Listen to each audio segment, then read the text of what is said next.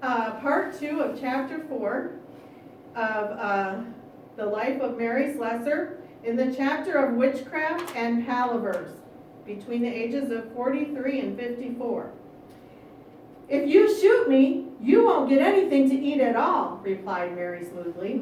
The women were so amazed at her courage they stared a while, then actually marched off to the school and plastered the walls for her. When they got back, Mary had a delicious meal of fried bananas, corn, coconuts, and baked fish. The bandit women found they'd rather like this bossy little white ma. Mary was eating her breakfast one morning when a native woman walked in and handed her a huge gourd.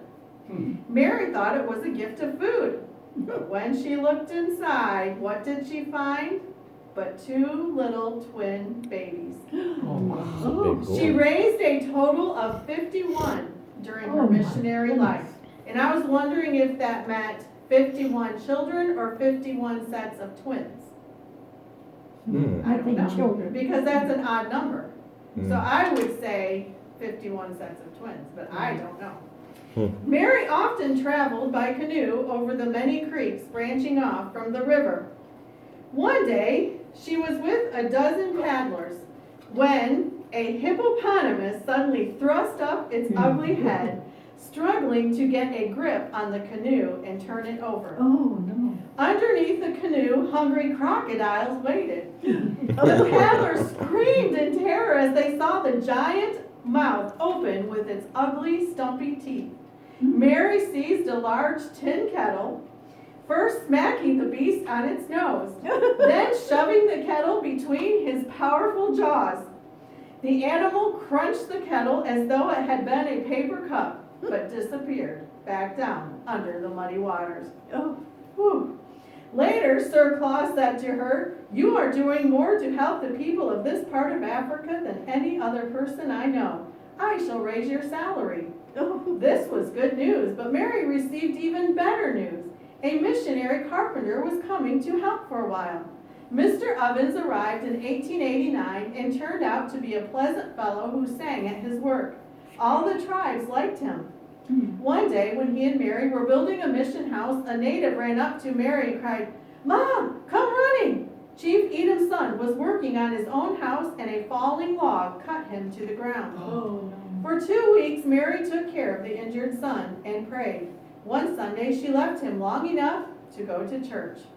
On returning, she saw natives kneeling by his mat, blowing smoke into his face, rubbing pepper into his eyes to cure him. It made him die sooner. Witchcraft, they all cried. In Africa, they believed no one should die of anything except old age. The people of the village of Pekong did it, the witch doctor lied. Chief Edom sent his men to kill those people and burn their village, but the people were warned and ran away. Mary thought quickly. Truly the death of the son was a tragedy, but there must be no murdering, no sacrifice of wives and slaves. Hastily, she wrote a note to the missionaries in Duketown, asking for help during the crisis. Then she spoke to Chief Edom. "Is murdering people a good way to honor your son? No, I will show you a better way." Once again, Mary opened her box of clothes from home, took the best suit, dressed the dead man in it with a silk turban and shoes. Then she seated him in a chair underneath an umbrella. Beside him, Chief Edom placed all the skulls of the people he had killed in war. Mary did not like that part, but she kept quiet, knowing she was preventing something much worse. The villagers were pleased and danced around the dead son, clapping hands and drinking. Mary was not able to stop them, but she prayed the missionaries in Duketown would get her message and do something. She felt she was sitting on a keg of dynamite that would explode at any minute. Chief Edom had already taken prisoners to kill, and Mr. Ovens sat and guarded them from harm. "The danger is not yet over," Mary whispered to him. "Whenever there's drinking, there will soon be fighting." One of the drunken men shoved Mary aside and brought out a woman prisoner from the yard. He handed her a cup of liquid, poison being crushed in water. "Drink this and prove you are innocent," he cried. Mary knocked the cup from her hand and said, "Run quickly to the missionary." The woman ran and was safe. Mary went to face Chief Edom. Anyone who drinks poison would die, she declared. That is not a good test. Would you drink poison? The chief changed the subject. I want my son to be buried in a coffin like the white people. Mr. Ovens spoke up. I will build you a beautiful coffin if you let the prisoners go free. They argued for a while, and Chief Edom let all but 3 go free and stalked off. Mr. Ovens began the coffin. At least they had saved some lives, but Mary pleaded for the 3 who were still prisoners. If you don't keep quiet, I will send you back to Duketown, the chief threatened angrily. The Ma Emmy, the chief's sister, and Mary's great friend spoke up. The white Ma has been good to us. If you insult her, the other chiefs will be angry. Chief Edom covered his face with his hands. What kind of funeral will my son have if no one is killed? He cried in despair. He will have to go into that dark land by himself. But he waited, and the next day 2 missionaries from Duketown arrived with a screen and slides to show.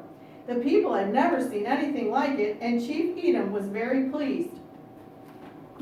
The following day, when the funeral was held, only a cow was butchered and thrown into the grave. Mary stood by with a lump in her throat. It was the first funeral held in perhaps thousands of years in which there was no human sacrifice. It was a great triumph for Mary and for her God.